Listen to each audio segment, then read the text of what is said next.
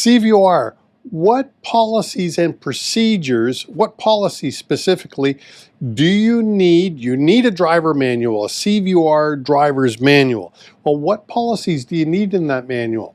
What I did for you is I went through this book that MTO has published, and by the way, great job MTO. It really does help to set the expectations that MTO has for trucking companies. It really does help. And when I say trucking companies, don't forget that I'm talking about you, the tow truck operator, the landscaper, the heating and air conditioning guys. If you're driving or operating a commercial motor vehicle, which is of course 4,600 kg or more, then you need to be reading this book.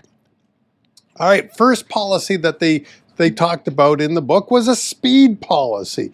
You need to tell your drivers not to be speeding. And the second one was a seatbelt policy. Yes, we're gonna go fast. This is not a long video today. A seatbelt policy. And third is drugs and alcohol. And this is really important. I think it increased in importance when Canada legalized cannabis products. And I really think you need to have a strong written policy talking about drugs and alcohol and their use. This is, all right, I'm not a very good boxer, but this represents defensive driving, all right? Defensive driving, you need a policy on that. And of course, fatigue is also mentioned in the book. In total, when I went through the book, I found 26 different policies that were mentioned or referenced.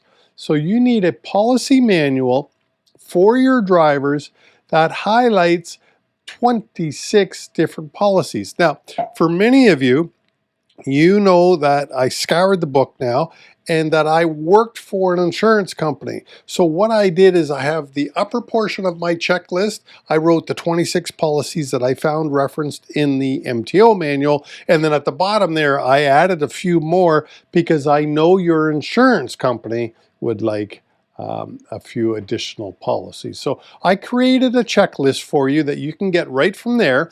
You can download it. The link is also in the show notes down below. So you can download my checklist. And remember that if you need help in developing a policy manual, Chris, Safety Dawg, is here to help. Yes, I do have a safety manual that I make available, that I sit with you, and I say sit, we probably would do it over Zoom, over the internet, but I work with you and I customize a safety manual so that it fits your company and you can use it for as long as you want. And by the way, something that I do that many consultants don't do is I give it to you in a Word format. We work on it together, we develop it together, we go through the policies, make sure that it all fits, and then I give it to you in Word. Well, why do I do that? So that you don't have to come back to me or anyone to have it edited. If something changes, you can just simply go in there and change it yourself. If you need a revamp or a real overhaul, yes, you're going to really do it all over again. But for most edits, you just need to revise this document once a year. Most of the time, this document's going to last you for years. So that's why I give it to you in Word. All right, so I give it to you in Word. So if you need a policy manual that the MTO will just love, that cover the 26 policies that they mentioned, plus a few extra, reach out to Safety Dawg. My link's in the bio down below. Have a great day. Thanks for watching.